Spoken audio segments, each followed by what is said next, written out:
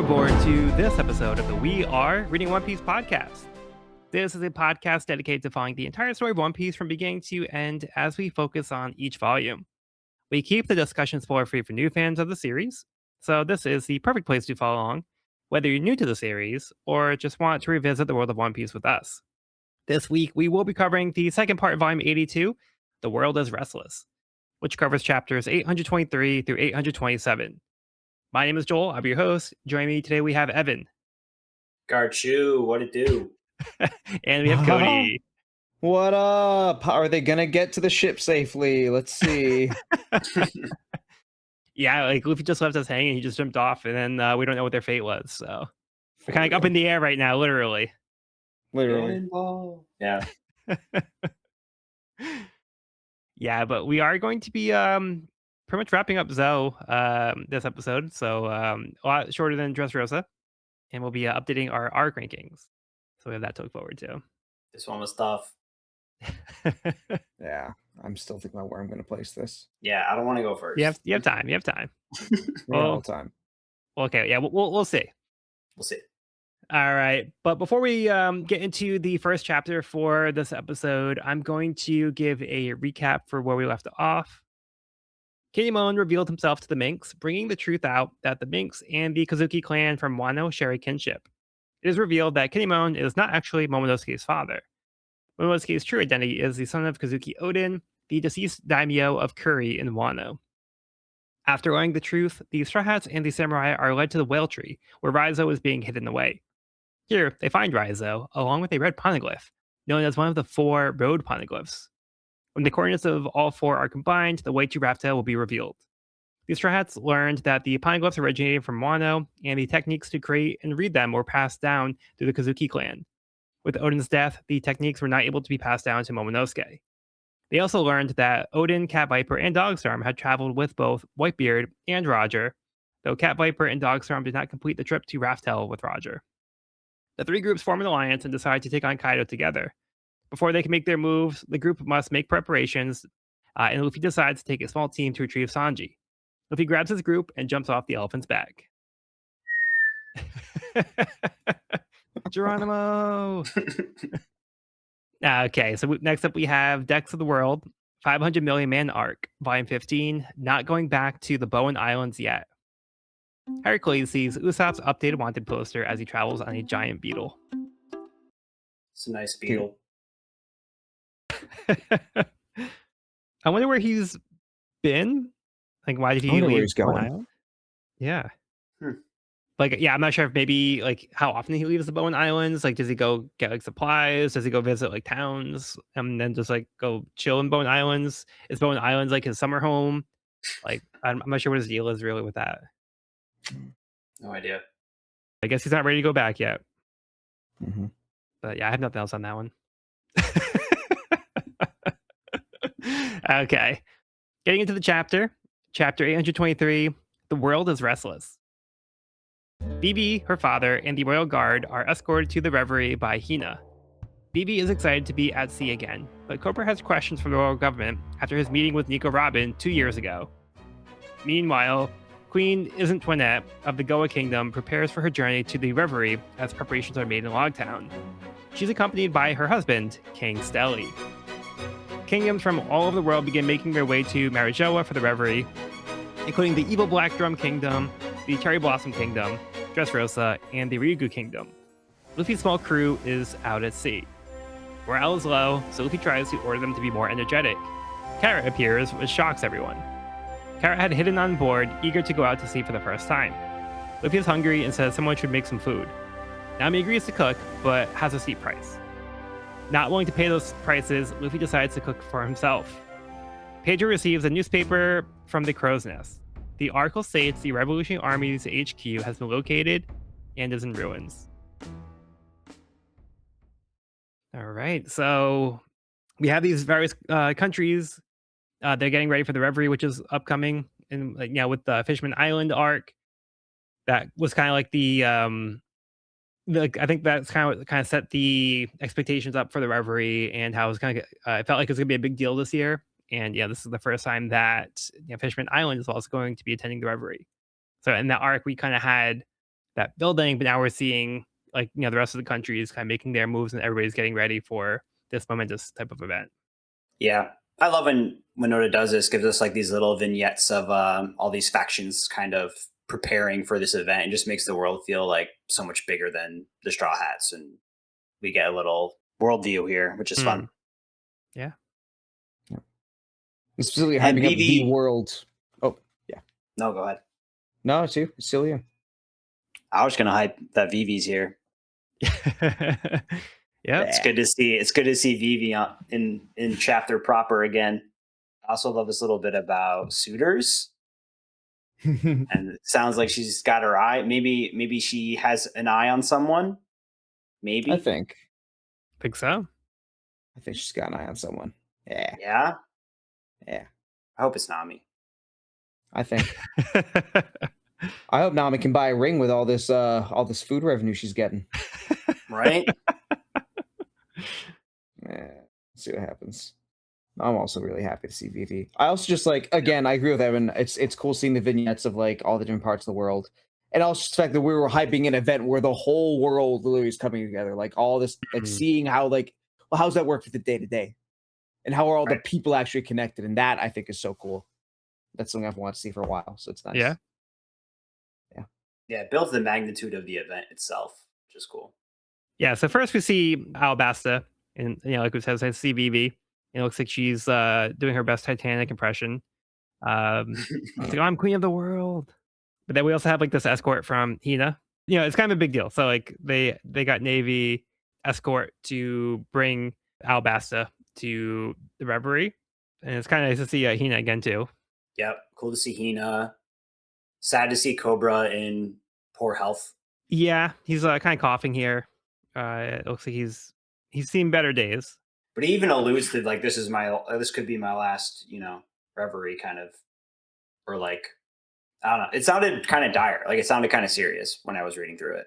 Yeah, so like Chaka warns him to kind of take it easy. He's like, your health is kind of poor right now, so like we can retreat if we need to. And he's like, no, I want to go to this Reverie. He's like, I have questions after meeting Nico Robin. I have questions for the world government. So his interactions with Robin made him question some things, and now he wants to get some Mhm. answers. So it's kind of cool to see that effect that Robin had on him back in Alabasta. Yeah, specifically saying what did the Nefeltari kings of the distant past do to the world? That's raises Yeah. some questions.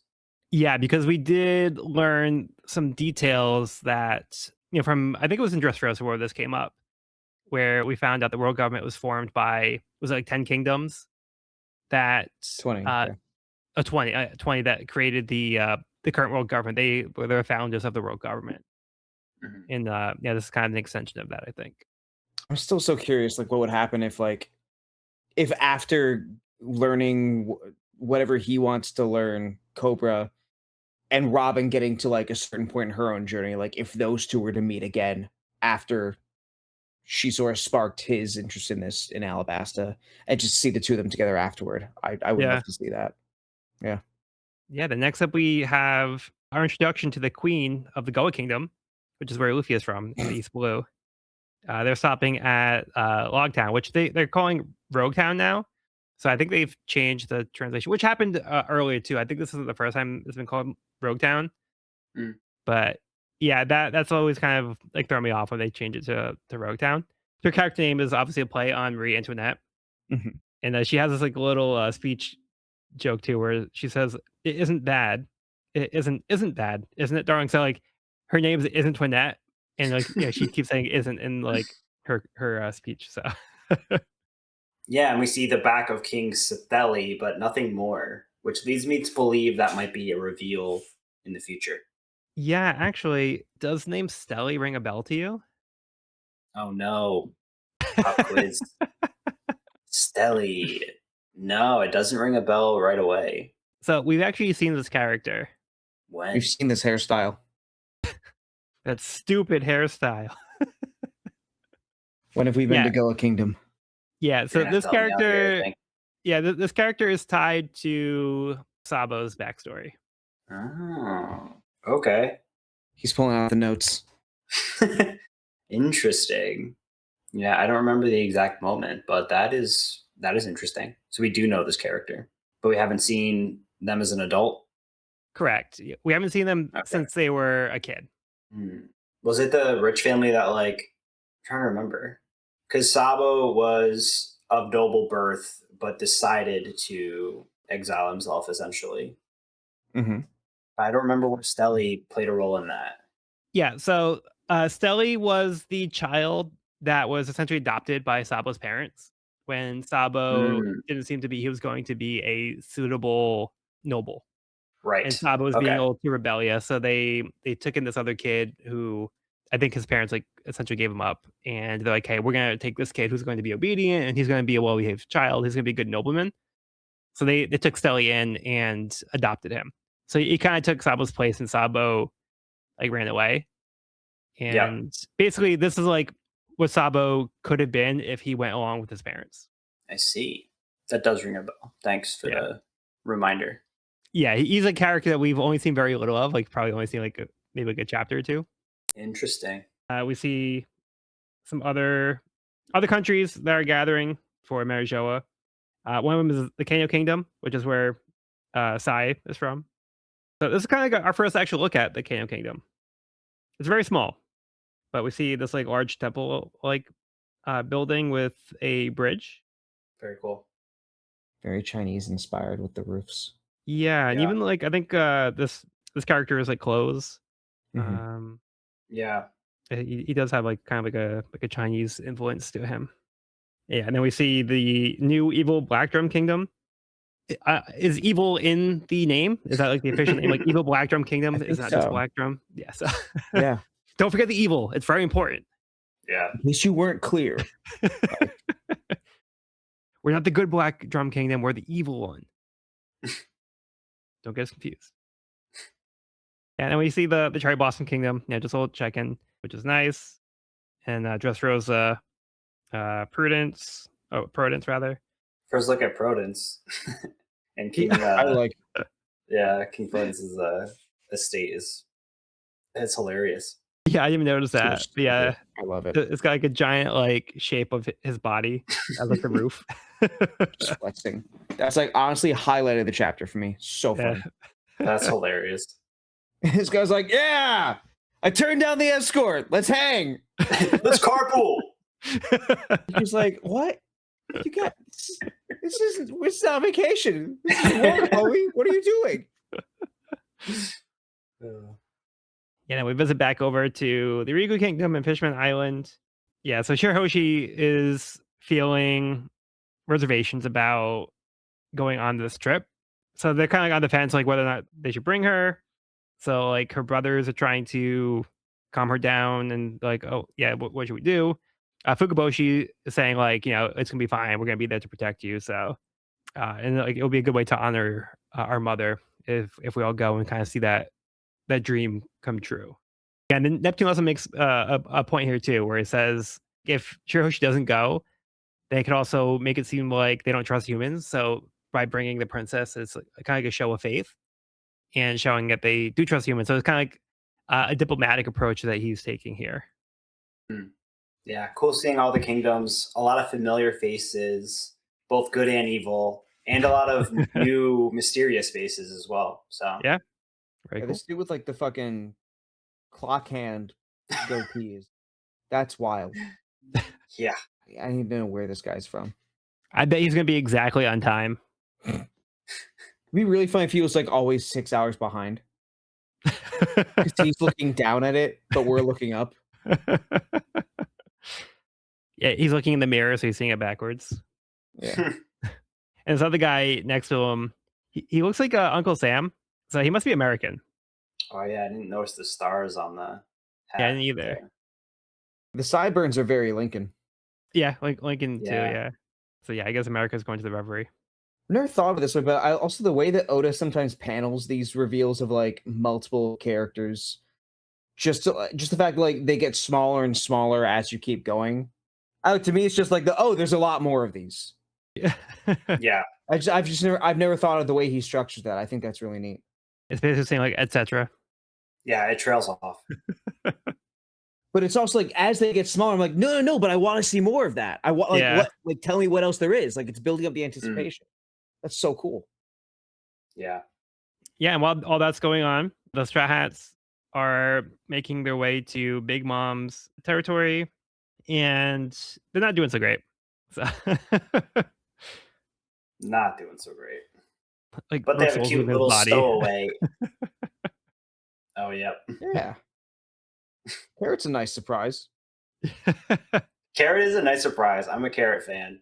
So, yeah, we're trying to keep this group small, and they keep getting bigger. Yep. Yeah.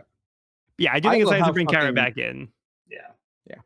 I love how absolutely scared shitless Pedro is from being like this the coolest like stone cold guardian to be like no no no we have to go back. We can't no no no she has to go. Yeah, I think Carrot's reactions in this chapter are just really funny. Yeah. The idea Luffy of was very quick to accept her onto the crew for this voyage. just the idea of something taking multiple days being inconceivable is so funny. Yeah, she's like, "Oh, like, I packed, like, a half day's worth of food." Is that what it was? Yeah. Essentially. She starts, like, biting Luffy's throat. Yeah, she almost messed him up. Yeah. She was very defensive about the carrots that Luffy started digging into. I feel like he'd respect that. Yeah, and then lastly, we end on the ominous note that Burgess was able to successfully get the Blackbeard pirates to attack Baltigo, where the Revolutionary Army HQ was. So that article has gotten out, and yeah, not looking good for the Revolutionary Army. Not good. It's a big development. And I Yeah, don't really know Blackbeard's motives either, do we? No, not really, nah. Interesting.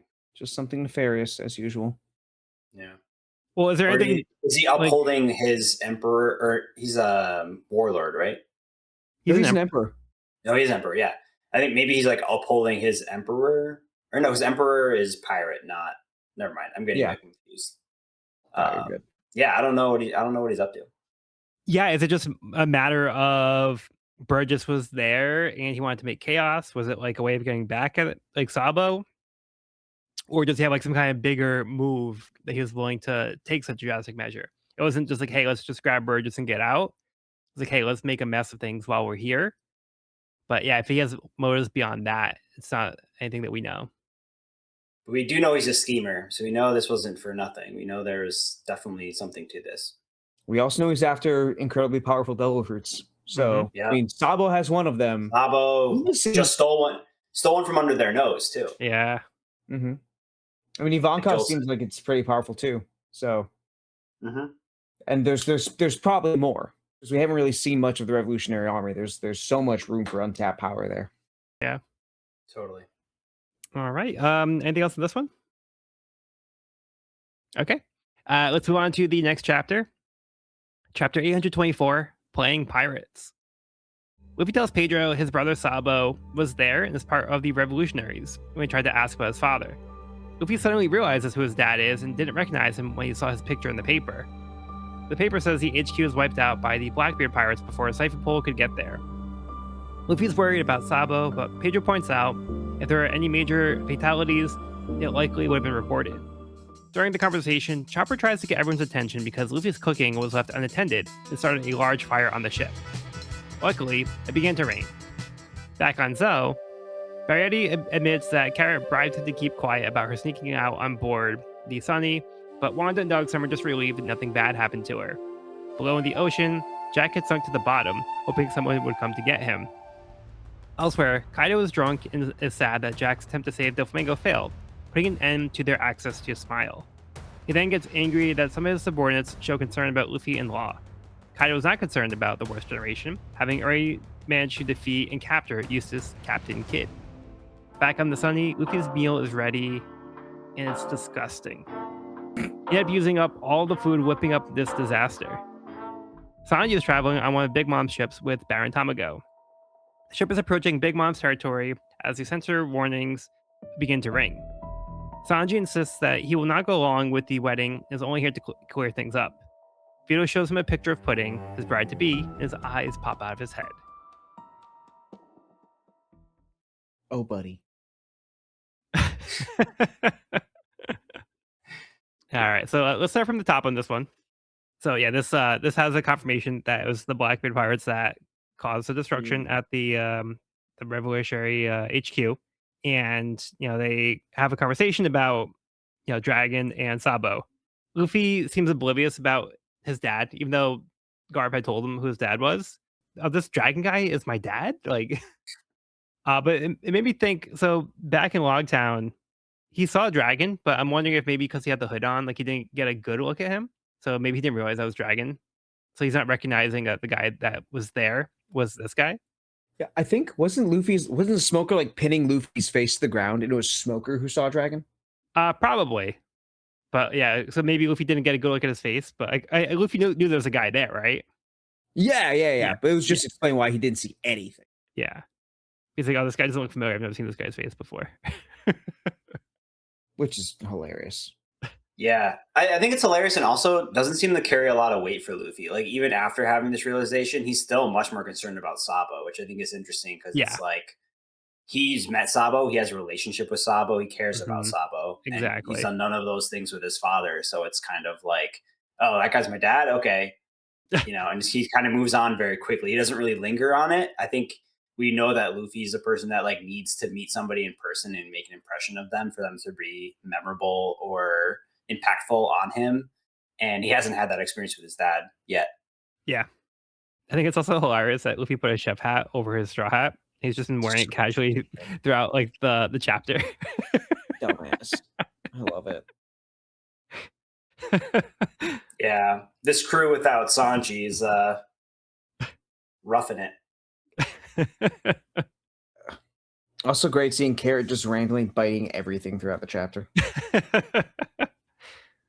Love Carrot, just like nibbling on things.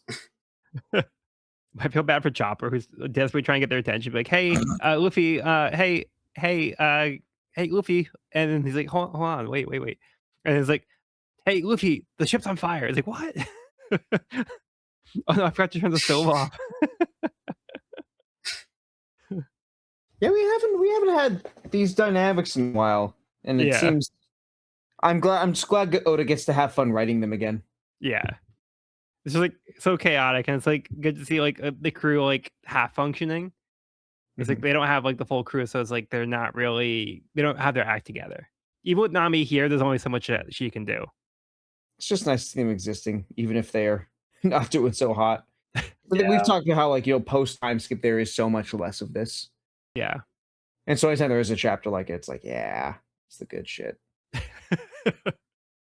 So Evan, we also see this scene with Jack at the bottom of the ocean. yeah. What's that about?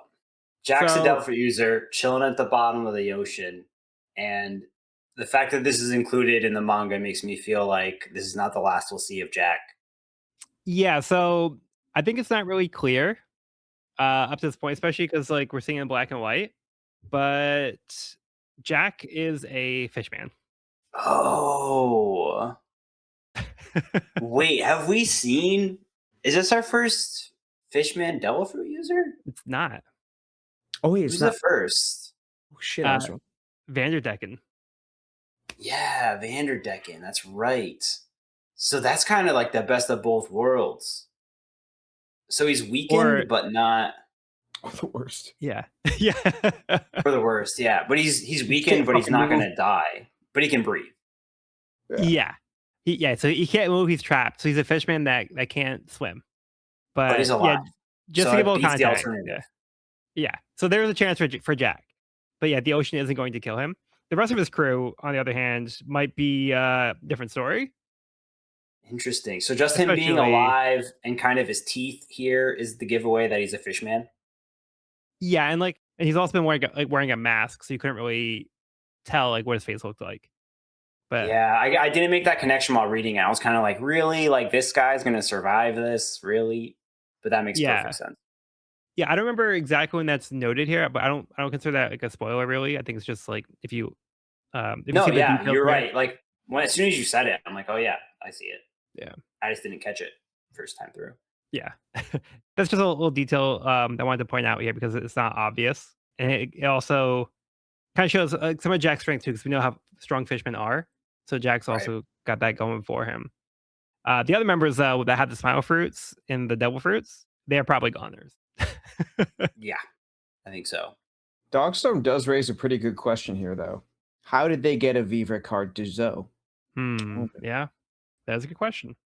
It also brings up the question of like we know that Kaido is the king of beasts, and we know he has like a Zoan army. Like I wonder if he has any connection to Zhao, Possibility. Yeah, the it's a good land of thought. Mink. Yeah, Mhm. it is a good question. Yeah, then we actually cut to Kaido himself at a certain land. He's not taking Jack's failure to save Doflamingo very well because that kind of puts a stop to the smile fruits.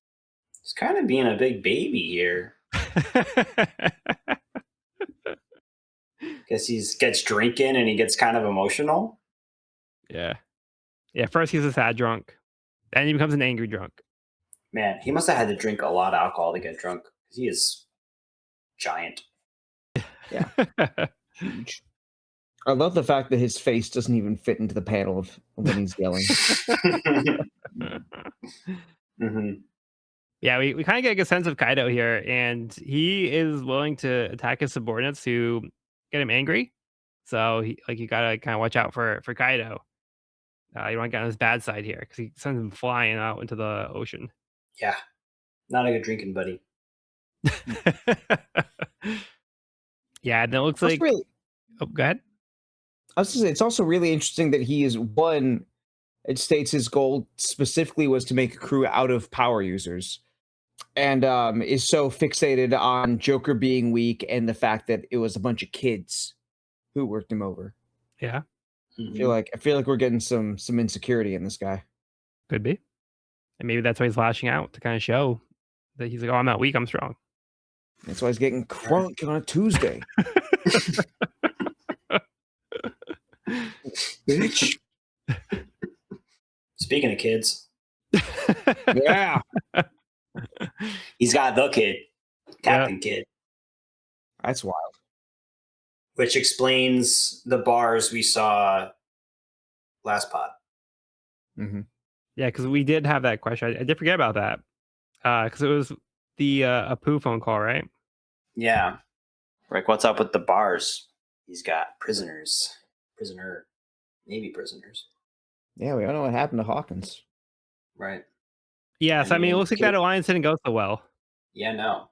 At But I least not think for kid. I think seeing Kid defeated kind of also gives us an indication as to maybe what happened with Apu. Do you guys have, speculations on that? I don't personally. Because Kid and Hawkins teamed up and they wanted to take down Kaido. And Apu. All three of them. Right. So you're And then saying Apu Kaido fell maybe from the sky turned. right in front of them. Right. Yeah, I think the alliance had a different, idea as to how they wanted to handle the Kaido situation. So they weren't seeing eye to eye. So I think Apu and Kid took a different approach because it looks like Apu may have decided to team up with Kaido, Yeah. and Kid did not want to do that. So it looks like Kid got defeated. But Hawkins' fate is still yet to be determined. It's crazy seeing Kid being the one behind bars after being like the emperor, or sorry, not the emperor, the supernova with the highest bounty, the one like positioned most directly as a rival to Luffy. I mean, it wouldn't make Mhm. sense like Kid would be like the comparison to Luffy as far as how they're doing in the New World, but to see like the guy who was like basically on the top pre time skip, Yeah. Rival the for shit sure. beat out of him. Yeah, Yeah. Yeah, he couldn't stand up to an emperor. yeah. So yeah, like there's and for me there's the power scaling aspect of it. Like, oh my god, Kaido must be so good, but also like the oh shit, you specifically have fallen down so far in this moment. I'm just curious to see if there's anything that it says for Kid going forward, if there is a forward for him. Yeah. Hard to see what his fate is going to be at this point. Yeah. And speaking of unclear fates, we also have these straw hats who have to eat Luffy's cooking, and it's like absolutely disgusting. Luffy used up all the food. He just threw everything in. We see like bones that looks like it's got like toxic fumes coming out. He calls it my kitchen sink curry. So I'm pretty sure the kitchen sink's in there too somewhere. Yeah. Just dumped everything in there. Well, Sanji might leave the crew after this. He might. Might need a bonus. God damn. Yeah, so when I was in Japan, they had the gacha machines, and one of them was food from One Piece. Mm. So I ended up getting a bunch of them because like I really wanted this one, the kitchen sink curry. That was one of the options that have come out. And I think the other one's like the cherry pie from Jaya, and there's like a pasta one, and then there's another one that I'll mention later. Mm. Yeah, and then we Cody was, check in with Sanji. who seems anxious to get back to the Straw Hat crew until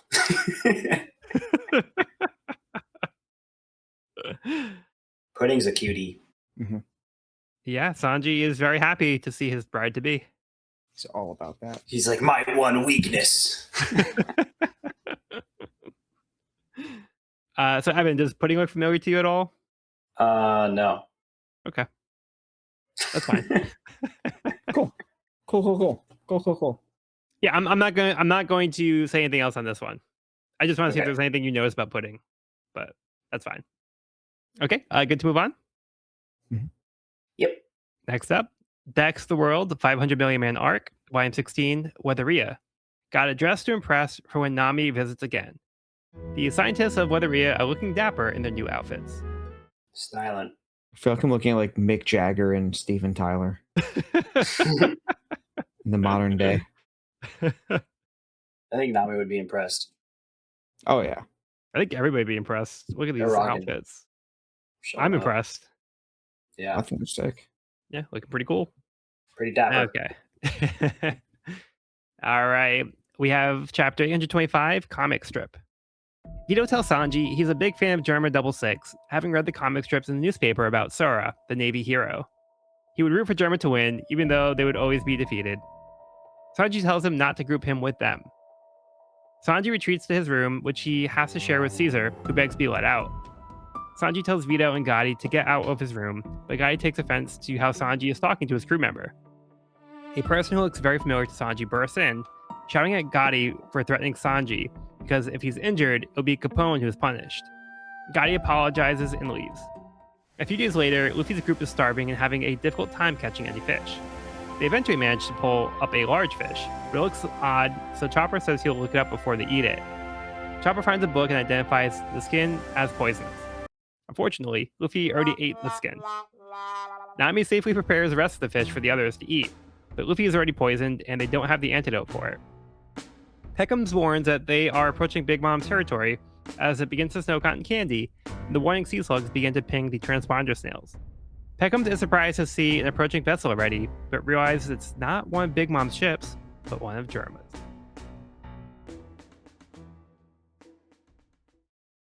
All right, thoughts on this one? Made it to Candyland. I think this opening story is pretty interesting when we talk about the comic strip itself and this seagull naval hero. 'Cause I feel like the seagull is like such a symbol of the Marines, and we have some specific generals with seagull themes, don't we? Yeah, Sengoku has the Sengoku. Yeah. Yeah. It was kind of funny having like a comic mentioned within a comic. Yeah. But again, I mean, Germa 66, it's like this almost like folklore, Something like that. something like that. Yeah, I think Vito uses like the perfect term for it. He says, in other words, it was propaganda for the kids. So it was a comic strip meant to kind of show like the Navy as ideal and inspire kids to pursue a life of the Navy, and it portrays Navy as the good guys and Germa 66 as like, oh, these bad guys. Yeah, it's a way for the Navy to kind of control the narrative in a way and appeal to the kids from a young age. But then the fiction becomes a reality. I think it's interesting that it kind of had the opposite effect on Vito, where he saw the bad guys as like what he looked up to. Yeah. It's like we all know in Transformers, like the Decepticons are the cool guys. Tale as old as time. I find it funny because, like, I feel like I may be reading too much into it because it would be wild if Oda meant this. It meant this in something that's being published by the biggest manga magazine in the world. But I feel like there's like more talks of like, okay, for some of these series, like, is it just like follow the established ways? Like, sorry, I should say, I've been seeing like more discourse about like certain shonen series, not One Piece, but a lot of like the standard narrative of work harder, get stronger, achieve your goal, forming these bonds is really like preparing kids to join Japanese corporate life, just in a more Hmm. exciting version of the narrative. And so Interesting. yeah, and so I don't think Oda's like calling anybody out for that, but you can tell that I think Oda is an author who like thinks a lot about the impact that his story has. And so it's just cool for him to be like, it could happen. You never know. Yeah. Or maybe I'm not in control of who my manga inspires. Yeah. Someone could think that Kaido is the coolest fucking guy ever. And actually he kind of well, okay, this is so it's I'm gonna connect this to a very weird SBS question from the middle of the volume. Because really it was about Nami's tits. And we can cut this part if you need to. But someone was like, it's like I think at the SBS before this chapter weird, you can cut this whole tangent if you need. But so it's like everything about Nami in the New World, I love her. All the anime, the figures, the DLC, like is as an author, do you find it sleazy? Like this is the main thing I enjoy about it. And Oda says in the answer is like, yeah, like she's gotten more popular, but like a teacher of mine told me that your manga world. Oh, okay. I didn't see this part. I didn't see the part saying that your manga world is a product to be sold. The part that stuck with me is a real professional doesn't tell the customer who bought it how they should enjoy it. Mm. Yeah. At, at first, though, as an artist, you can't tell your audience how to enjoy your art. Right. That's the point I was going for. The product to be sold part of that kind of, but then I guess it kind of feeds into like who's the customer. Yeah, Is what I I'm saying think making any sense here? I don't know. yeah, I think the point can apply to both. Like you can't control like your audience, and like you can put out your product and you can intend things a certain way, but other people might take it their own way because everybody's their own person. Everybody has their own unique approach to things, and some people might get different things out of the end result. So yeah, I think Oda's not saying like you need to enjoy One Piece in this specific way. He's saying you can enjoy One Piece in whatever way you enjoy it. Like you're free to do so. He's kind of giving you permission to be free with how you enjoy the series. Yeah, it is interesting though in this context because in this context it is like this is subliminal messaging. Like there is intent behind this artist of pitting the Marines as the good guys and Germa as the bad guys, and there is supposed to be some like subliminal messaging or like intention there, seemingly. Again, you said it was Yeah, lost on Vito, but it's like teach their own. But it's interesting, like seeing the government work overtly and subvertly, kind of. yeah. To me, that feels very in lockstep with what we would expect from the Navy and the world government. Right. But Joel, as you alluded to, it is cool seeing it backfire on from the government's intention in the case Yeah. of Vito. Yeah. Right. Yeah, and it makes you wonder how their other attempts to cover up information or things could go down the line. Yeah. Mm. Like the harder they try to suppress things, maybe the harder it eventually becomes, to keep things like the lid on things. So Yeah. yeah, I mean, actually, I just watched with Courtney the Robin flashback in A's lobby. So we just watched the Oh O'Hara wow! reveal. Yeah, I think that is also kind of a case too, where like the government went to such extremes to cover up like what O'Hara was researching, and despite all their efforts, Robin still got away. Right. And Robin, I think, is kind of going to be that bridge to the void century eventually. Despite the world government's best efforts, I feel like the fact that Robin exists is a threat to everything that the world government stands for. That's why they went to that, that's why they put the bounty. That's why they were trying to get her. And that's why they like, again, the propaganda was like, oh, she's a devil from O'Hara. The people of O'Hara called her a devil too, but that kind of now extends beyond that. So she has such a bad reputation because she was a survivor from there. I think that's the story that the world government wants to portray for Robin. Right. This one's going to backfire too. Yeah, Yeah, so Sanji doesn't really want to hear about this. He doesn't care about Germa. He's like, yeah, that's them. Like I'm my own person. I don't like I'm not the same as Germa. But, like, Vito's like, "Oh, like, you're probably like such a cool family, like, I love those guys." So then we have, like, Sanji go to his room, and I think it's funny, he goes to the door, and the door is, like, sentient, and the the door is like, "Door," as it opens. Yeah, it is funny. And, we get to see, another member of Capone's crew, Gotti, Yeah. who's got, like, this This is cannon funny. for an arm, or, like, a machine gun thing. What the hell is that? Is Gotti another like mafia reference? Got like mafia name reference? I don't Is know. it was it John Gotti? Yeah. Is he, like, a mobster? Yeah, let me check. Yeah, because I thought so. Yeah, he was, an American Yeah. mafioso and boss of the Gambino crime family. So we have Capone, now we have Gotti. I think Vito's also a mob boss. Vito Genovese. The mobsters. Yeah, so it's interesting that Oda is also he references real life pirates, now he's also referencing other notorious criminals in history for these pirates. And then we see a familiar face here. So somebody doesn't like Gotti threatening Sanji because if Sanji gets hurt, it could have a bad effect on the Godfather. Evan, what do you make of the scene? Hmm. I mean, it shows the importance of Sanji Mhm. and protecting Sanji in this moment. I don't think it's about protecting Sanji. Mm-mm. Or So does this character look familiar? This girl? yeah, wasn't we? I'm trying to remember where we saw her from. Was it with the Don Quixote family? Mm-mm. Nah, it was before the time Earlier skip. than that. I mean, she definitely looks familiar. I can't place it. Okay, so we saw this character Lola in Throw a Bark, Lola. That's right. and she said that her mom was a powerful pirate. Oh, so you think Big Mom is her actual mom? And what do you think? That would make sense. And was Lola the one that was transformed into like a creature?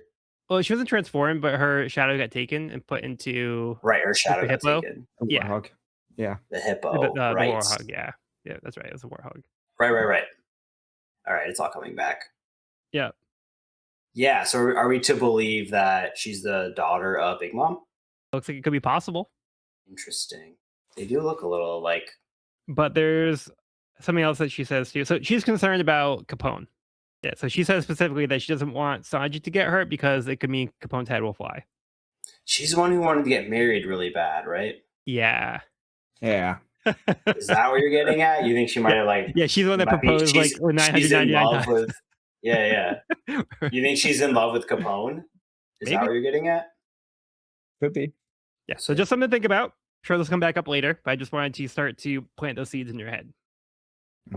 Hell yeah. I'm so glad I read this with you guys because a lot of this would be lost on me otherwise.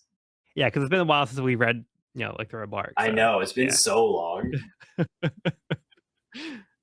Yeah, and then we move on. So we have the Straw Hat group still struggling, and we have this scene where they finally catch a big fish. Luffy is so desperate to eat this fish, he doesn't even think about the consequences. Chopper's like, "Hold on, let me just make sure it's safe to eat." Luffy's like, "I'm gonna dig it right in," and yeah, it's too late. So Luffy's already been poisoned by this by this fish. Yeah, without Sanji, Luffy has nearly burned the boat down, killed his entire crew with, or starved his entire crew, Yeah. and then poisoned himself to death. Yeah, this is going swimmingly. It's going great. Proves how important Sanji is to this crew, though. Yeah. Yeah, so while all that's going on, they start to approach Big Mom's territory, and they're approached by a Germa ship. A And Germa snail. so the snails are actually Big Mom's snails. No, the ship is. Oh, a the snail. ship itself. I'm sorry. The slug. Oh, yeah. The ship is a giant snail. You're right. Yeah, Yeah, sorry. I was thinking of the slugs, the territory slugs. right. Which are pretty cool. They are kind of cool. Deep sea cucumber looking dudes. Yeah. Yeah, and then we see somebody that looks like Sanji. Yeah, Got these what's cool up with shades that in eyebrow? the hood. Yeah. Twirly brow. Okay, good to move on to the next chapter. Yeah. Yeah. Okay, next up. Decks of the World 500 Million Man Arc, Volume 17, Former Muggy Kingdom, Tilling the Old Battleground. Mihawk takes a break from working on the garden with the Humandrels to read the paper. Mihawk gardening is the funniest shit to me. Also good for him. Yeah, Chill out for a him. second, man. That's nice. He's eating onigiri. Yummy. Maybe it's a reference to Mhm. Zoro. Yeah. Mihawk's That's been cute. swords the plowshare. Corona wearing 2 hats. Like a goof. Yeah, taking that Luffy strategy. Yeah, one of them's a crown. Fair. Yeah, it looks like maybe there's a bit of life coming back to the Muggy Kingdom. I don't know. Cool. Okay, let's get into the chapter. Chapter 826, 0 and 4. Over a speaker, the Germa ship asks the Straw Hats what they were doing here. One of the people on board remarks that they must have missed Sanji as he wouldn't have been escorted on this ship. The Straw Hat group is excited because they see someone who looks like Sanji. The hooded figure corrects them, telling them he's not Sanji, but Yonji. He says he won't reveal his relation to Sanji, but everyone realizes he's obviously his younger brother. They ask for help as Luffy needs an antidote for the poison. Yonji refuses, telling them he doesn't care about helping other people. He's kicked off the ship by his older sister, Reiju. Brook recognizes the name Vinsmoke as a royal family that conquered the West Blue in the past. Peckhams confirms these Vinspokes are the same ones. Reiju assures him that they are still a royal family and still have the right to attend the revelry, if they choose. Reiju approaches Luffy and begins to suck the poison out of his body. She ingests it, and then all the effects of the poison disappear from both Luffy and herself. Reiju thanks the Straw Hats for taking care of her brother the past few years. Their father had been looking for him, and only after his actual photo appeared in the wanted poster were they able to track him down.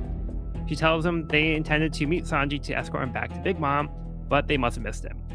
Luffy says Sanji is his companion and he's not staying with them. Reiju decides that it's best not to cause trouble for now, so they agree to let the Straw Hats go and look the other way. Nearby in the water, Aladdin reports to Jinbei that Luffy has entered Big Mom's territory. Jinbei. Jinbei. Okay, so we're introduced to some new characters here. Yeah. The Vinsmoke family grows. You can definitely see the family resemblance. Yeah. Yonji. Not to be confused with Sanji. Yeah, so there is a little note here. So San means 3 in Japanese, and Yon means 4 in Japanese. So there's a joke to the name because it's 3 and then 4. And also, Rei means 0 in Japanese. So the chapter's called 0 and 4 because their names are associated to the how you would say it in Japanese for the numbers. Which also implies there's an additional sibling that we have not met yet, potentially. Yeah. Or 2. Yeah. We've met 0, 3, 4. Yep, 0. Or yeah, 2. So 2 we haven't met. Mhm. Potentially. At least. Right. It'd be weird to skip numbers, but but the implication is they're being named by the number of the birth order. Yeah. So what do you guys think of Yonji, first of all?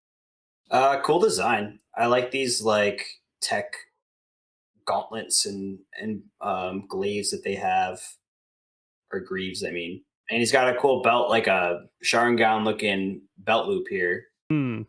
Because like the skull eyes kind of like have that like Yeah. slash kind of design. I like the character design. It's fun. I think Turley eyebrows being a family trait is hilarious. Yeah. Yeah, so we actually see both of his eyebrows. So we can see his eyebrows actually scrolling in the same direction. Yep. Not used to that. It's a lot of swirls. It's interesting visually because, like, I think like bringing up his belt buckle, like one, I think it's also like if you look at them, like they're each a 6, but going in a swirl. And each 6, the shape of a 6 is also a swirl in a way. So it's just it's cool seeing that motif. Yeah, so the double 6. Yeah. And I think it's also just like one he's a little jerk, but that's beside the point. I think this whole thing of like Reiju, Sanji, Yonji, it's so stupid, but it works. Because it's like, oh, Yeah. your character's name is Sanji. Oh, 3 o'clock. Oh, you got 4 o'clock. Like, yeah, actually, I fucking do. You want to fight about it? It's gonna take me extra chapters, but he'll be here. Bet. Oda, like, the thing that like makes it work is that Oda just commits so fucking hard to it. He I think leans that's into it. Yeah. yeah, it wouldn't work if you go halfway with it, but it works here. Yeah, it's so funny. Totally. So And cool. it creates a puzzle. It's like, oh, we're missing 2 pieces of this puzzle, which is cool. Mhm. At least 2. Yeah. And we've got one who's like pretty chill and one who's just kind of an asshole. So it's like, okay, what are the other two gonna be like? Yeah. They're Yeah. gonna be on one side, the other's gonna be a spectrum between them. What's up here? We've met the oldest sibling who's like pretty chill. Unless there's a And- Goji, the youngest sibling too. And there could be a Goji and a Roji. Fucking Yeah, so we have Yonji here, and his little subtitle is Winch Green. So just because again we're reading this in black and white, so his hair is green. Yeah, what does Sanji- winch green mean though? Like poison pink's a little more straightforward, but winch a green. winch. Yeah. Well, Fine, so it's there's a little winch. bit of a theme, and since I'm talking about it, so Reiju's hair is pink. So there's a little bit of like a color scheme going on, but again, Okay. because it's black and white, it's not noticeable. But they are literally like they have like that color hair, so keep that in mind as well. Because like when I first saw this, like I Interesting. imagined he also had blonde hair like Sanji, but like their hair Same. is actually different colors. So Interesting. Because Sanji, we would assume is like black leg, right? mm, Seems. His color is kind of like black, even though his hair is yellow. Blonde. You know what's really interesting though? I'm thinking back to sorry if this is too much of a digression, but I'm thinking back to the last chapter when Vito's talking about Sora, Warrior of the Sea, fighting against Jerma's Double Six, right? yeah, And he says it's Sora, the hero who can walk across the sea. And we see Yonji in the chapter using his shoes to literally stand on the water. hmm. So it's cool that, like, again, it's government propaganda. It's cool that, like, oh, the trait of the villain is what they purport to be the trait of the hero. Yeah, it looks like they could also be fighting on the sea too, because so it also shows in that same panel. I can see what you're saying. Yeah, because we We see both can. I see. it looks like there's a character with a 1 and a 2 cloak. So it's very similar to Yonji's 4 cloak. So you can actually see there's a 1 and a 2 character that we can presume is Germa, and there's another figure in the back who looks pretty menacing, but looks like they're also fighting on the sea. But we see with Yonji in this panel, he has like the hover shoes, so he's able to float above the sea. So that could also kind of give that sense of walking on the sea. So maybe like Sora could literally walk in the sea, but like in order to maybe fight, like that was something that Germa also developed on their side that they could walk on the sea with their technology. Yeah, that's a good point. Pretty cool. And then we also see with Yonji, there's a contrast to Sanji's character. I mean, there's a similarity that like he goes goo goo gaga over Nami, but he doesn't have the empathy. So we Mm. see that he's like, I don't care about anybody else. We see he's like kind of a jerk to them. But we know that Sanji has exhibited more kindness qualities in the past. You know, we had like moments like Mortar 7, how he would go out of his way to kind of like help Usopp. So like he was concerned about Usopp. We know that like he would feed like Gin when he was starving, even if it meant like they would be attacked by the pirates. So like he has like this empathy for other people. And sometimes like I think he tries to like not to admit it, but there is that side of him where he does have a care for other people. But we see that Yonji here doesn't have that quality, and we see he's like, I don't care about you guys. Like, I don't care if you guys poisoned. You guys can like, we don't like, we're not gonna help you. Like, I don't care. Which feels aligned with this Germa 66. Well, because we I've know heard Sanji about. is trying to distance himself from them Right. because it seems like they might have a different philosophy on things. And I think this is kind of like our first look at German Double Six to kind of give us that indication as to why Sanji might not really get along with them. Yeah. I also know that Sanji's been like, as a character, has been an interesting point of discussion ever since Thriller Bark. And I feel like that compared to, I know like we've had like our own discussions about it. And I feel like the way we felt about Sanji has not been the way that like other parts of the fandom have felt about Sanji, especially during like, say, Fishman Island, that moment. I remember at this time, like there just being a lot of like people full hating on Sanji, and I kind of wish Sean was here for this because I'd be curious to hear his thoughts on this.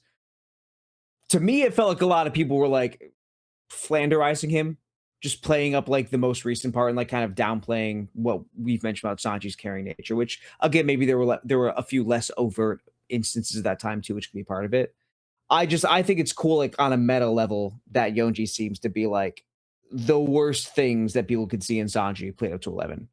Because like there is part of like this, like what he's saying about like, yeah, I'm not really down for helping people.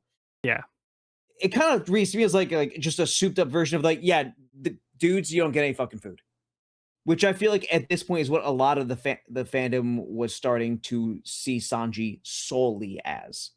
So juxtaposing that is cool to me, just on like a author talking to his fans level. Hmm. Mm. I don't know, maybe I'm just thinking about that because of like the comic within a comic thing, but now I'm just getting all meta with it. I'll come back to Earth soon. Although I It do is think it's getting. interesting. I'm sorry, go ahead, Evan. No, you go ahead. No, you go first. I was going to say, like, to that point, it is interesting getting some Sanji backstory here, like some context Mhm. for his upbringing, his family, his, what he's running from. Yeah. Let's give more Mhm. context to his character that we Mhm. didn't really know existed. And there's been little moments and like little hints that Oda's kind of dropped in the past. Like there was that little comment in Jaya. And Mhm. it was just kind of like that was it. It was just like a little nugget here. But yeah, so now we're kind of learning a little bit more that there's maybe more to Sanji than we had initially thought. Because he clearly has a history, and just the fact that he has a last name was a revelation, and it's kind of like how come this hasn't come up before? I think this gives us a good reason as to why he didn't purposely bring this up. It's not something he wanted to really talk about, and something he kind of disassociated with. So he doesn't see himself as part of this family. He's kind of like disowned them. Yeah. And it's not just any family. It's the Vince Smokes who seem to have this like massive political influence and like almost like a military influence as well. So, Yeah. And to the point they have a seat at the Reverie. right. Yep.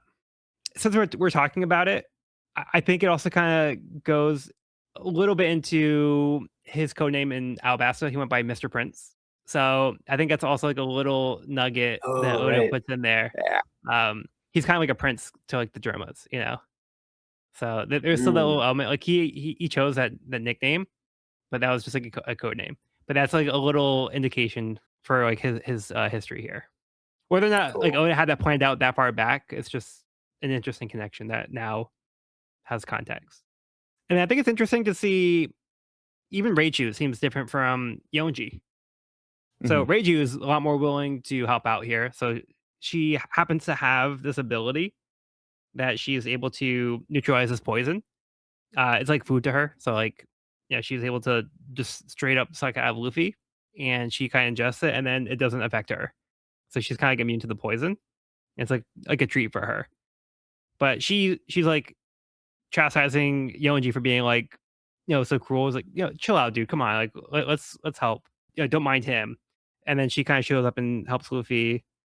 And yeah, I just get a different sense from Reiju than I do from Yonji, where she seems to be a lot more friendly and willing to help out, the Straw Hats who are currently in a rough spot. And do we think this is just an inherent ability, not a devil fruit? Kind of like Sanji has this kind of like inherent ability that's not a devil fruit ability. That's a good question. Yeah. Not confirmed. And also with a guy with the name of Winch Green, we know he's got some kind of weird ability. I had to look up what a winch was the first time I read this. Had you guys ever heard that word before? I have heard that word before. I had never heard of a winch in my life. I think I looked it up too. I don't remember exactly what it was, but I assume it's like some kind of like tool. Yeah. I think it's like It's a like a cable that pulls on something. motorized cable, yeah, that like retracts. Yeah. Oh, okay, like Used on for the like boat. pulling things. Yeah, like on a boat. Mm. Okay, yeah, okay. Yeah, it's like of all the things to pick as like your power or whatever, it seems like so random to like pick winch. If it wasn't random, it wouldn't be Oda. Yeah, and then Rage is kind of cool to them here because she decides she doesn't want to rock the boat. She's like, all right, well, we didn't see Sanji here. We're not gonna go tell Big Mom that you're here. We're just gonna move on and we're gonna let you be. We're just gonna leave here." So it's pretty cool that she's not like being antagonistic. She's just gonna just let them go. Yeah, it seems like they're both here for Sanji, and she didn't offer a team up. She offered a like, let's just forget this happened. Yeah, because I mean they're not on the same side of things here. Right. So yeah, because like Luffy clearly wants to get Sanji back. He says so himself. He's like, I'm gonna get like Sanji's my companion, so he's coming with me. And she's like, okay, well, that's fine, whatever. We have a wedding to get to, so later. And she even says, so long, best of luck. So she's pretty friendly here. Pretty But friendly. she's not like actually helping them like achieve that goal, but she's not going to stop them either. And then lastly, we had that little mention of Jinbei, because we know that Yeah. Jinbei had a history with Big Mhm, Mom back at Fishman Island. mhm. He told Luffy that he had something he had to take care of first before he'd be able to join them. Jinbei lurking in the shadows. Yeah, so we have Aladdin, who's kind of keeping tabs on things. So he's reporting back to Jinbei. In case you don't remember Aladdin, he was one of the Sun Pirates. Thanks for the reminder. Oh, we can kind of see the sun tattoo here. Yeah, it's on his like hip. Yep. Mhm. Okay, we good to move on? Yeah. Yeah. Okay, so before we get into the last chapter, we have Dex World 500 Million Man Arc, Volume 18, Kamabaka Queendom, making preparations. Ivankov and the Queens arrange some flowers. So it looks like Ivankov wasn't on Baltigo when it was attacked. Hmm. You But it like makes me that? wonder what preparations are being made. Are they going to the wedding? Yeah, flowers for what? Hmm. Think they got invited? I don't know. It's a mystery. Maybe. That'd be cool to see Eva again. I'd really like to see Eva Yeah. Yeah. again. Yeah. They'd fucking tear it up at a wedding. Are you kidding me? Best reception This ever. is true. It'd be sick. Hell yeah. All right. Let's wrap up with chapter 827, Totto Land. The Thousand Sunny lands in Chocolate Town on Cacao Island. Peckham tells the guards not to report their arrival, as the ship was stolen as a surprise for Mama. Luffy and Chopper are excited to see the entire town is made out of chocolate. Peckham tells them it will be another day before they arrive at Whole Cake, so they should stock up here. Carrot's happy to see all the different kinds of people here, including Minx. Peckham tells Carrot that it's Mama's dream to have a land where everyone can live without discrimination. The nation is made up of 34 different islands run by 34 different ministers. The islands are collectively known as Totto Land. Carrot asks if she can eat the chocolate. Peckham says it's okay to eat certain areas, just not the roofs or other foods that are under the jurisdiction of other ministers. Luffy and Chopper already went into town and got into trouble for eating an entire cafe. They're being apprehended by a law enforcement officer. The cafe owner arrives on a flying carpet and is angry at Luffy and Chopper because they didn't finish eating the building like they promised. She makes them finish eating the rest.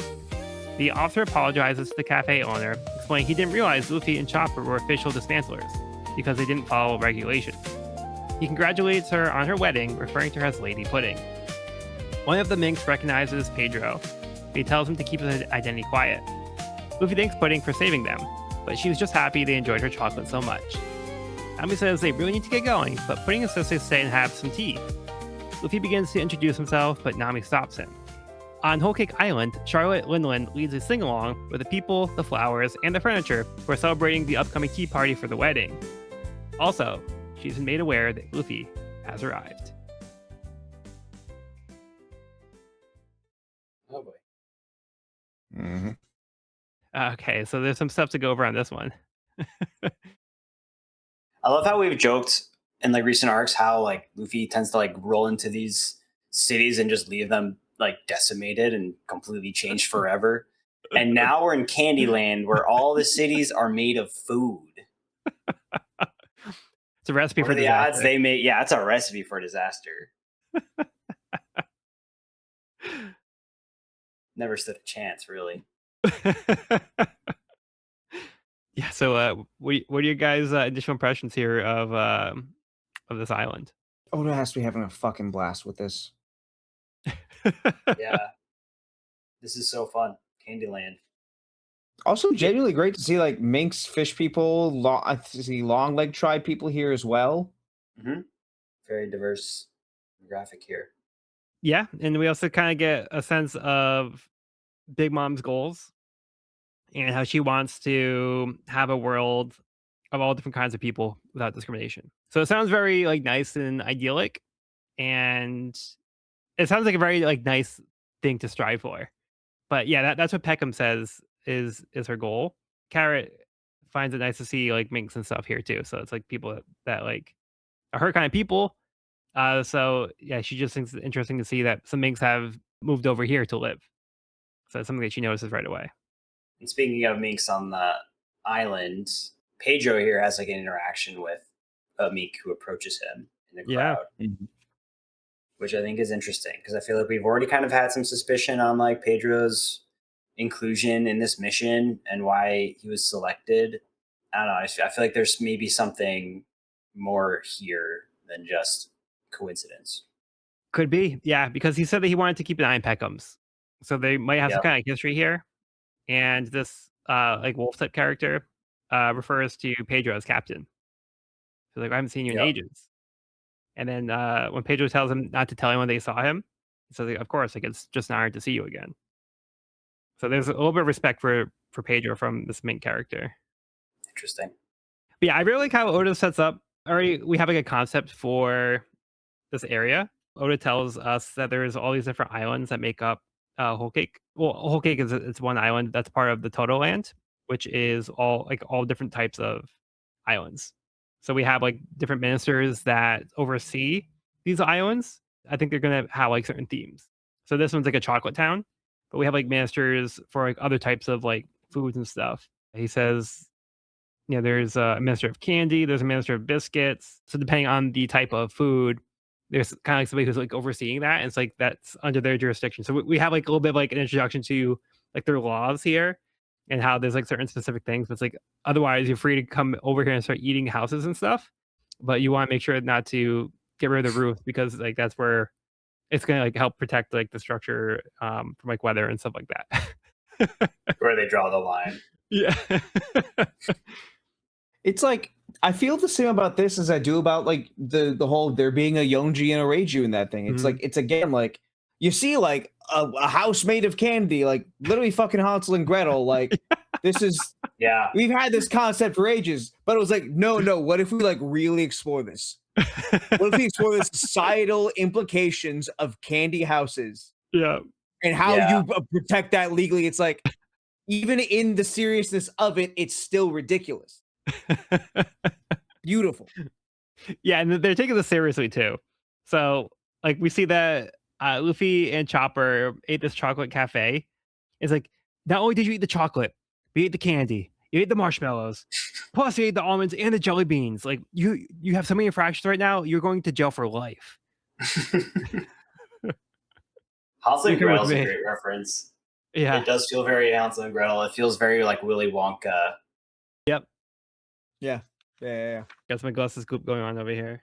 Yeah. The faces they make when they say it was too good to stop it. That does it. You're coming with me. You're under arrest. Yeah, and then we see Pudding, who is the Cafe Caramel owner. So she arrives on this carpet named Arabian, and there's a thing on her shoulder called Nitro the Jelly. I'm not gonna lie, I completely glazed over Nitro the Jelly until coming back to it now. Yeah. I was so focused on Pudding because Yeah. we know this character. And she's so sweet, Mhm. pun intended. And Yeah. she honestly, I think would make a great match with Sanji. Like, I actually think she's a winner. She's a keeper. Little sous chef patissiere Little, action going on yeah, here. little. She can do desserts. Like, Yep. Yeah, and we see here she doesn't know Luffy and Chopper, but she kind of saves their butts here. So she shows like the side of like where she kind of like comes in and pretends she asks them to do this. So instead of them getting in trouble, she covers for them. So she doesn't know them and she does them a solid. So it's we kind of just see like a little bit of her nature here as well, where she just wants to like help them. And her reaction to them eating the food was like like you guys really enjoyed it that much. So like, she was really happy that they liked her chocolate. So she's just like she sees that as such a compliment that they ate so much of it. Very Sanji like. Yeah, this is a fun introduction to pudding. Yeah, I But you agree. said I should know pudding from before? I didn't gonna say that. I just asked if she looked familiar. Should she? Should, Oh no. should she, Evan? Should she, Joel? She must. I mean, you guys wouldn't. You don't have to spoil anything if you don't want to. No, We would I'm not never gonna. send you on a wild goose chase, Evan. We'd never tell you a character exists that didn't exist in the first place. We'd never do that. Yeah, I don't need to dwell on it too much. I just wanted to mention something in passing in case this character looked familiar in any way. Because I also mentioned that other Okay. character that showed up from Throw a Bark. Now how she looked familiar. Right. Yeah, I had the same reaction as Sanji had. I'm like, she looks familiar, but I didn't like yeah, take the deep dive, try to remember that chapter I read a year ago. But yeah, um, no, that's why I appreciate rereading it or reading it with you guys, rereading it because you guys are picking up on the stuff that I'm yeah. totally missing. Kind of been swinging. I've been swinging and missing today, but I appreciate you guys bearing with me. Well, again, Yeah, you've been man. reading this like over an extended period of time, and this is not our first time through the series. So there's certain things that we're going to be looking for in particular, and that's why I just want to mention things that I think are interesting in particular that might be easy to miss, especially for a first time reader. Absolutely, love that. So much of what I'd say 90% of what I talk about is stuff I just did not catch the first time here. Yeah, So the fact that you are catching as much as you do on your first time is fucking amazing. Yeah, it surprised me. Like, yeah, because there are things that like I go like mean, over my head or completely shock me. I'm like, I had no idea this was going to happen. And you're like, oh yeah, that's what I expected to happen. Like, that's why book club's the best. yeah. We just we need to make an Evan's greatest hits compilation at some point. The best and worst predictions. That'll be fun. Yeah. What's Evan's score for theories? Where are we at? Yeah, where are we at? Well, I may not recognize pudding, but I think definitely recognizes the name Luffy here. It seems. Yeah, he does get his name out. And before he could say he's gonna be the king of the pirates, Nami stops him. And Yep. then yeah, Pudding does have a reaction here. But it's yeah, I'm very curious to see how she's going to react to who Luffy is. Because like how much of Sanji's deal does she know? Does she know that Sanji's part of like the Straw Hats? Like does she know that like he has to leave his crew to marry her? Yeah, so things are getting a little complicated here, especially like now that we've seen Pudding and Sanji's seen Pudding. It seems like Sanji seems to be happy with like how Pudding looks at least. But Yeah. He's intrigued. He's curious. It is interesting though that she isn't in a place of nobility. Like she is kind of just a cafe owner, seemingly. And it was mentioned that she's like the 35th daughter or something. So it's not like she was, the firstborn or whatever, like princess or whatever, but hmm, she is of royalty, right? I mean, like that's that like the whole thing. that number is actually a good catch. I forgot about that detail, but now that you mention it, so do you remember how many islands we said are part of Totto Land? Oh Oh. yeah. Is it also 35 or There's 25? there's 34.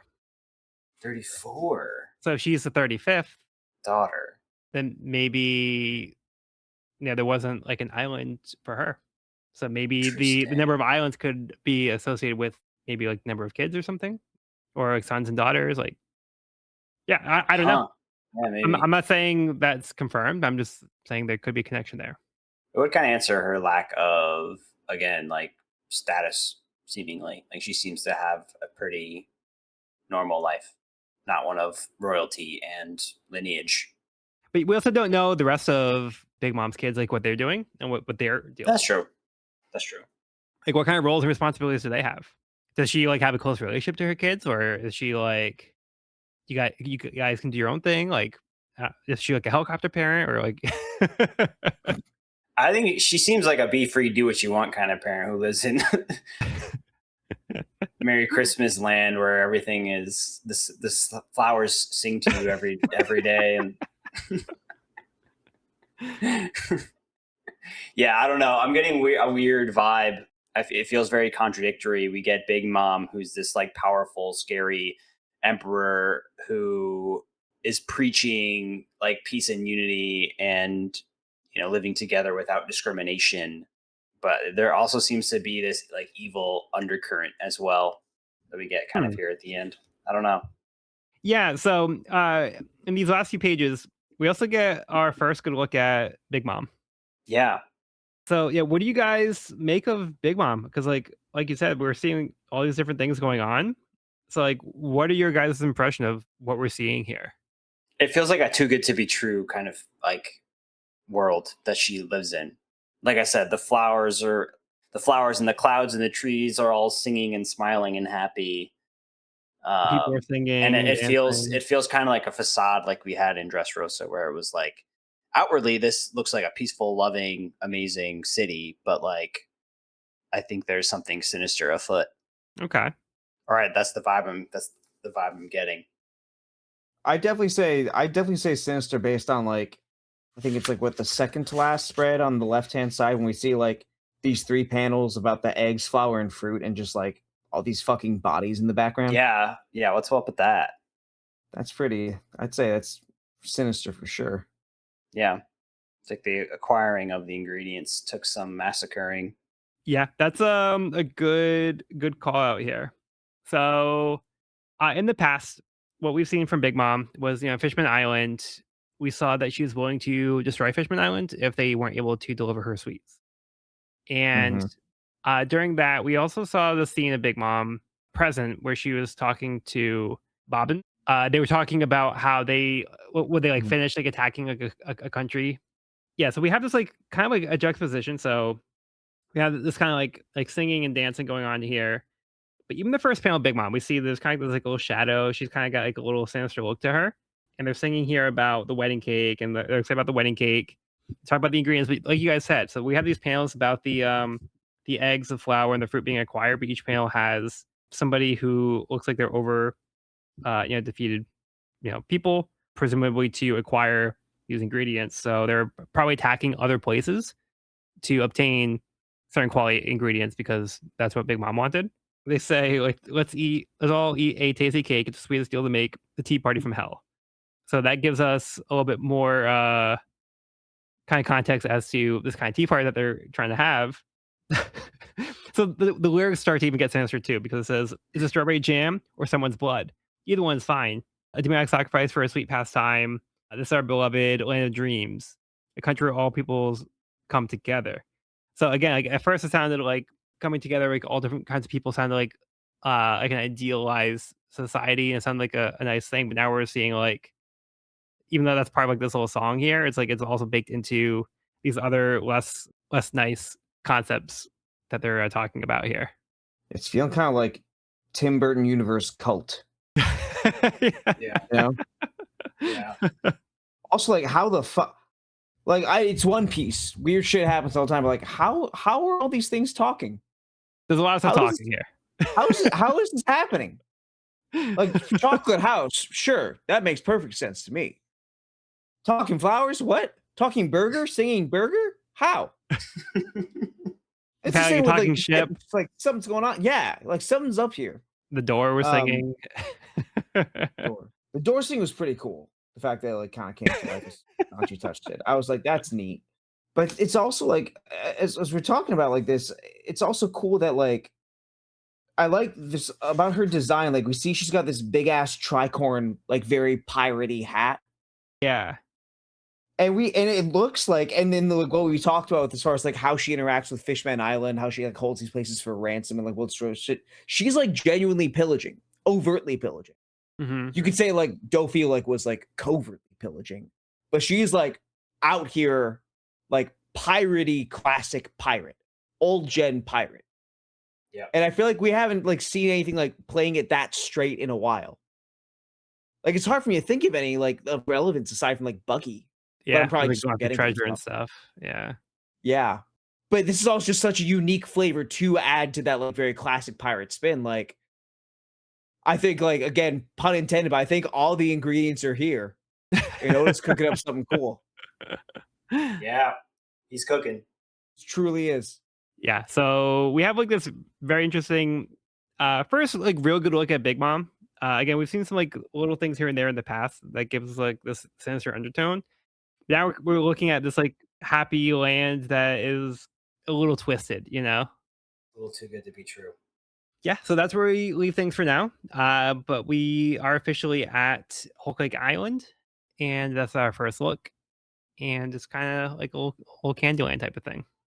Here we go. Yeah. So, do you guys have any final thoughts for the chapter or the volume before we get into our rankings? Oof.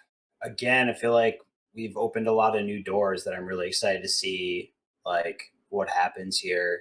I miss Sanji. Like the importance of Sanji on this crew is very prevalent this go around with Luffy nearly killing everybody multiple times, and um, Himself.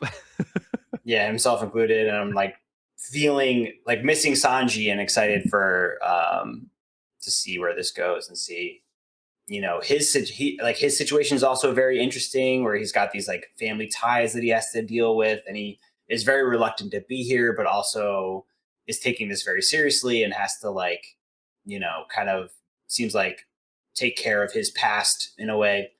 And it's cool getting more of his past. Speaking of that, like it's cool getting the Vinsmoke family tree a little bit revealed here, and just some of Sanji's past, which has, like we said, kind of been ignored until very recently. So Yeah. I'm excited to see, you know, where this all leads. And Jinbei too. Jinbei's got some stake in the game and is kind of tailing the Straw Hats, it seems, and like, you know, could be involved very soon. Very possible. All good stuff. How about you, Cody? Yeah, I agree with Evan. I think that it was a very good way to showcase Sanji's absence and importance. It's just a really funny way to do so too. Which I gotta give props to Oda for. But I always love seeing new islands. I love seeing this world expand.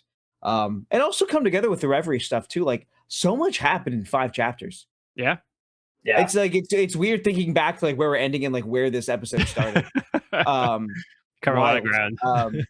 Yeah, truly. But I think it's also like I'm always wowed at the start of an arc seeing just like, oh, what are Oda's inspirations? Or oh, what's the general aesthetic? Or like, oh, what kind of place are we going to? But like this could be like one of the most imaginative things that Oda's done. And in a series like One Piece, that's saying a lot with how crazy we've gotten in some places. Like, Mm, and this is where yeah, we've seen this place for like 1, maybe 2 chapters. I just can't wait to keep going. that's so Agreed. true. That there's such a fun feeling about experiencing a new Oda Island. That really is like one of the small joys of One Piece for sure. It's the adventure. We're Yeah. right there Yeah, with the crew, like, oh, exactly. we get to see all these new places. That's amazing. Yeah, Yeah. 100%. Yeah, it's always exciting because you never know what you're gonna get. And I feel like Mhm. especially with an island like this, where it's like there seems like there's so much potential for such a creative and like crazy landscape to get into. We've only just seen like the tip of the iceberg, I think, and we're going Mm. to see a lot more different stuff as we go along. But yeah, I think this is going to be an exciting island to visit. So I'm excited to get into this arc. But just like the very concept of the arc too, I think is very interesting. That we like our goal is to get one of the main characters back. So we're in this interesting spot where Sanji's fate is uncertain. Yeah, like you guys were Mhm. mentioning, I think it was like really important to highlight how Sanji's absence caused such chaos and how important Sanji's role is to this crew. Yeah, I mean, like a lot of people can cook, but at the same time, it's not the same. Yeah, like Sanji has kind of really shown his skill, and the crew also have come to love Sanji. So, like, Luffy himself has said that like, Sanji is so important to the next mission where he's like the equivalent of what he's like 1,000 men or something like that. So yeah, Luffy really respects Sanji and his strength and what Sanji has to offer. So like not having Sanji on his crew is kind of not really an option for him. And it's nice to see the lengths that Luffy's willing to go for one of his crew. But yeah, it's also fun to see like Drama and like them as a concept. I think they're really cool and seeing like different personalities we've already seen just from like the two family members.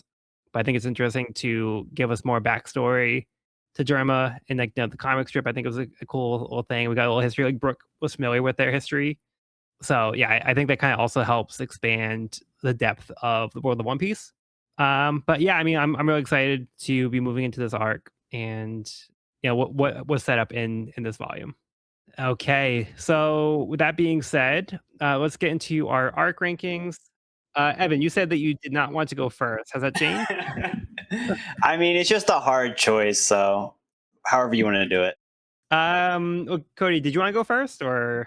I have no fucking idea where I'm putting this arc. I'm gonna be honest. It's so tough. Yeah, Just it gets harder every time too, because there's more things I have to compare it to. yeah. Evil. I could do Evil. what I've done Evil for Joe. the for 50 more than 50% of the arcs and just throw it in A, like I have been doing. You're Well, gonna here's close the your thing. eyes at the dartboard. Yeah, right. I mean, I'm definitely throwing it in A. I'm just but like fucking where, man? But I where know. at Yeah. this point? It's like A is just as hard as the rest of the tier list. Yeah. Yeah, It's its own fucking tier list at this point. All right. I So know. I need a tier list within A. Really, I've Yeah. got so many. I don't like to go first because I don't want to influence you guys, but Fair. I already did my ranking for it. So since I did place mine, I'll go first to get things kicked off and maybe help you guys decide where you want to put it. It is a tough decision, and I was kind of like on the fence for a little bit on this one too. So I'm gonna give my breakdown. Okay, and I realized last time I had forgotten to go down my list. I just dropped my current ranking for Dressrosa. But this time I'll go through the full list. So S tier, I had Marineford, followed by Dressrosa, Alabasta, Enies Lobby, Along Park, Water 7, Sabaody, Jaya. A tier, I had Punk Hazard, Throw a Bark, Drum Island, Impel Down, Fishman Island, Skypea. B tier, I had Long Ring Longland, Baratier, Little Garden, Syrup Village, Logtown. C tier was Post War, Amazon Lily, Orange Town, Romance Dawn, Whiskey Peak, Reverse Mountain. So I do think Zoe is an A tier arc, and there's elements of Zoe that I really enjoy, but there's also elements of it too that feel a little bit weaker to me. I think the reveal of Rizo being there the whole time and that the Manx were willing to be tortured to protect him. I think that was an incredible reveal. Also, the reveal of Momonosuke not being Kennemon's son was also pretty crazy. The concept of the road glyphs, Jack being introduced, Sanji having a mystery. I like the fact that Sanji has a mystery, but I think the way that it was told kind of tracks a little bit. So it was kind of fun to have it be unfolded in such a non-linear way, but it also kind of felt like Oda was intentionally moving things around to avoid telling us the full details and purposely putting things back to keep that suspension to keep that suspense going about the mystery, what happened to Sanji. But overall, Zoe has some great moments. Oh, and also Rinosuke, I think, is also one of my favorite gags with Robin. That's hilarious. um, and yeah, I know there's a lot to love about Zoe, but at the same time, I also just kind of feel don't think I think it's a stronger arc than some of the other arcs. One of the benefits is it's also not super long, so you either if you love it or if it's whatever to you, you don't spend that much time here. So it's a nice way to have a little bit of breathing room after Dressrosa before we move on to the next thing. So for that, Zoe doesn't feel Zoe feels like a stepping stone to something else as opposed to being its fully fleshed out important arc. So for that reason, I ended up putting Zoe in A tier between Impel Down and Fishman Island.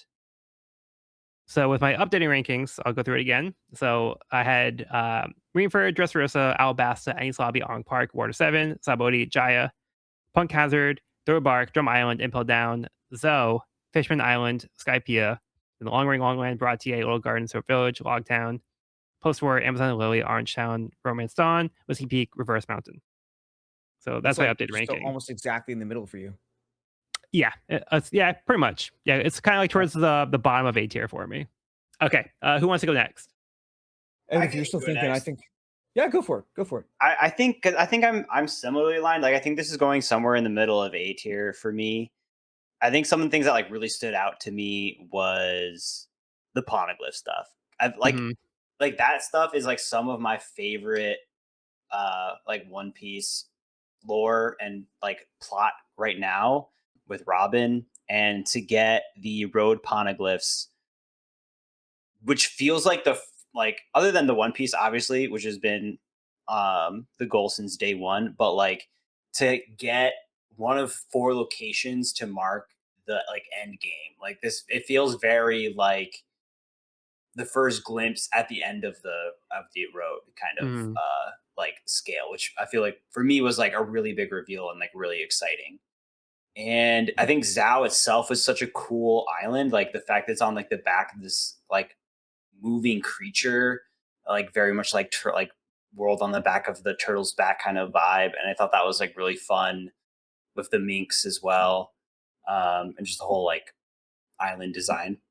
But again, I feel like Jack wasn't like the strongest villain. Like they were evil, but he wasn't like a clear cut villain like we've had in other arcs that I think make, you know, like the classic like Luffy fighting the villain. We didn't really get that like in this arc. Not that that's a make or break, but it just like didn't, the scale felt a little bit smaller to me. I think I'm gonna put this like pretty much right in the middle of A. I think after Fishman Island. Oh, I should probably read my list. Okay, Um, yeah, give us a breakdown of your list. I'll give us the quick breakdown. In S tier, I have Dressrosa, Marineford, Alabasta, Arlong Park, Baratier, Skypiea, Water 7. And then my massive A tier starts with Punk Hazard, Impel Down, Enislavi, Thriller Bark, Drum Island, Saba Odi, Fishman Island, Amazon Lily, Little Garden, Lockdown, Jaya, Romance Dawn, and Syrup Village. And then in B tier, Post War, Long Ring, Long Land, Whiskey Peak, Reverse Mountain, Orange Town. And so I think I'm going to put this like pretty much right in the middle of A tier. I think after Fishman Island, but before Amazon Lily. Okay, cool. I But yeah, think I need to I'm break down my A tier. I need to cut my A tier into, like you said, A plus, A minus. yeah. C just feels too low. Like, Oh. C's I don't know. average. But it's all And relative. It's right? relative. I know it is relative. I could probably just move everything, like shift everything a little bit. You could say like S1, S2, S3, S4, and you know it's Yeah, that's more like it. I asked for an S plus tier. My request was denied. I said, "Can I put Water 7 in S plus?" And you said no, and I said, "Fine, fine, it's all." no. I'm saying they could all be S tier. Just you just have to have like a breaker between each section. Okay, fuck it. I'm gonna Photoshop mine. Anyway, yep. Okay. All right, Cody, give us yours. Yeah. So as of now, my rankings are S tier, Water 7, and the lower S tier, Marineford, Baratie, Arlong Park, Ennie's Lobby, Alabasta, Dressrosa. A tier is stacked, much like y'all's. Drum Island, Impel Down, Saba Odi, Post War, Thriller Bark, Jaya, Punk Hazard, Amazon Lily, Orangetown, Skypiea, Romance Dawn, Fishman Island. And then B tier is Syrup Village, Reverse Mountain, Logtown, Longing Longland, Little Garden, and Whiskey Peak. Y'all hit on the vast majority of the points I wanted to say. I think that I think it's really, it's a great check-in point after how long an arc Dressrosa was.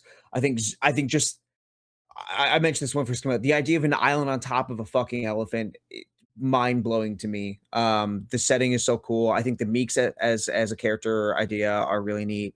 And I think much like Evan, one of the biggest things to me with Zoe is the road poneglyphs of like, okay, we're really like putting like the whole journey into perspective, and we're just entering a completely new leg of it. I think Rizo is safe was an absolutely beautiful moment. That I think hit me even more this read through. And just seeing what the Minx went through hit me in a different way than it did back in the day when I first read it. So I'm just glad I got to read it again with you guys. I hear you as far as like some of the in between bits. I don't know if I feel like the way Sanji stuff detracted too much. I don't know if I had as much an issue with the way that the flashback was told, because I think for me, I was kind of a fan of the fact that, oh, I'm finding this information out at the same time Luffy does. I like that aspect of it. I do think there are a couple times that Oda was like, "Ooh, what happened?" And just teased it for us. Yeah. they also just happen to coincide right with the end of our episodes. Just Yeah. like one at the end of the volume, one at our chosen halfway point. So like that's just circumstantial. And also like it's a weekly show, and you're always gonna be they're always going for the fucking cliffhanger. It is what it is. But it's like when it happened, when it's the same one 2 or 3 times, I'm like, okay, man, I get it. It's fine. Um, Jack wasn't so strong, but I didn't need him to be. He was an asshole, and that's all he was there for. I was fine with it. Yeah, and so many mysteries. But I think also just another really good thing about Zoe is because like this may be me getting technicalities, but it does include those like in between chapters where we see like Edward Weevil for the first time. We see Buggy again. We're hearing about all this stuff with just these other corners of the world.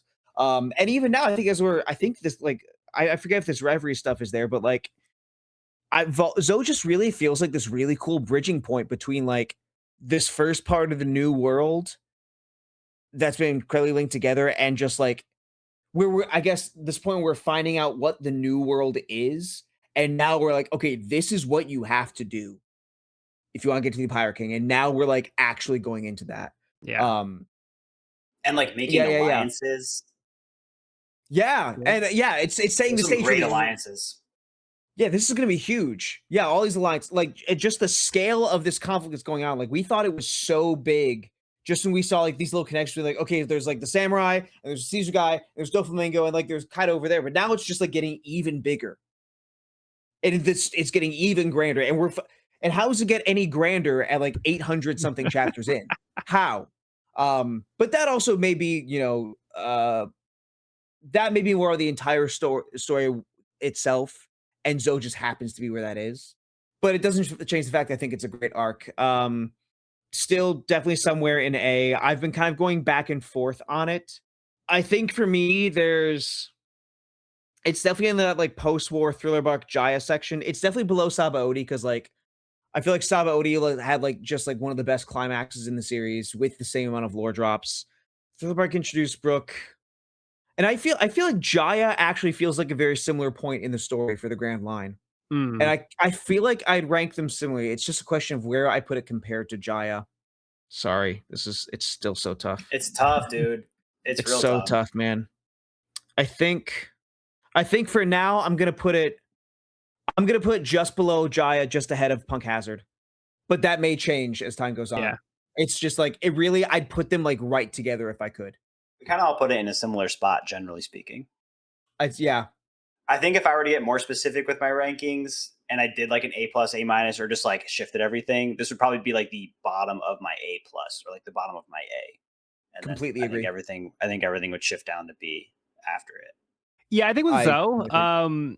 it's like it almost kind of doesn't matter where it ranks because I feel like I don't have like a strong opinion where it's like it definitely goes here, or I'm like I could see going like over here, I could see going over here. Like it's almost like a little fluid in a way where I could Mhm. see it depending on how I'm feeling at the moment, where I could see it maybe shifting a little bit here and there. Like I think it's the general area like where like it should be. But like I don't know if I necessarily wanted to like nitpick if it's going to be like before or after like a certain arc in particular. I don't think it necessarily indicates exactly how I feel about it. It's just like a way to kind of like put a quantification to my general feelings on the arc. But like as for the specifics, it could go like like maybe up or down like a location. I'm probably maybe Yeah. like, it could go maybe like more up possibly, but I think it's in a good spot right now. But it's just kinda if I compare to, like, Impel Down, where I think, like, Impel Down felt like, much more of, like, a major arc just because of, like, the scope of it and, like, how important that ended up being for, like, the story and, like, introducing things. I mean, not to go back to, like, rehash, like, other arcs, but, yeah, I just think Zoe in particular, it's so interesting because, like, it's a really strong arc, it's a really good arc, I really enjoy it, but I also don't necessarily think it's, like, so strong where it outshines some of the other major arcs, and that's why I kinda feel like it can kinda go, like, kinda in the middle of that, like, A tier territory, like, it kinda sit comfortably there, because it's not, like, super strong one way or the other, or it's, like, super weak one way or the other, you know? I feel like it's an arc that's like sitting between two S tier arcs where it's kind of like Yeah. setting the stage. We're building the alliances. We don't really have like a major didn't really have like a major villain in this arc, but it's definitely setting the stage for the next one. And I think just as we're moving down the grand line that like the stakes are just naturally getting bigger and our enemies are getting stronger and our alliances need to grow stronger, and like we're getting these incredible tidbits that are like end goal tidbits that are leading to Raftel. And it's like, when was the last time we heard Raftel dropped? Like that's crazy, like it's What I just heard like is really big stuff. yeah, what I heard is that Evan's ranking Whole Cake Island in S tier. Yeah, yeah. That's my takeaway. Put it in the prediction video. Okay, so yeah, I think we're in a good spot here for Zoe. So we'll go ahead and put it there for now. But yeah, other than that, that's going to conclude this week's episode of the We Are Reading One Piece podcast. You can find this episode wherever podcasts are found at We Reading One Piece podcast.buzzsprout.com or on YouTube channel at We Reading One Piece. This is a spoiler-free channel up to where we have recorded the podcast. So if you're new to the series, you can visit the channel there. You can also find me and this podcast on my YouTube channel at Barking Codex for more One Piece content. If you have any questions, comments, or feedback, you can reach us at wereadingonepiece@gmail.com. We'd love to hear from listeners, so if you're enjoying the show or if you have any suggestions on how we can make it better, let us know. Next episode, we'll be starting volume 83, Emperor of the Sea, Charlotte Linlin. I've been Joel, and I've been joined by Evan. Thanks for listening. And Cody. Don't eat the roof. Don't eat the roof. Don't eat the roof. It's a housing code violation. All right. Well, be sure to bring along all the hopes and dreams, and we'll see you on the next episode.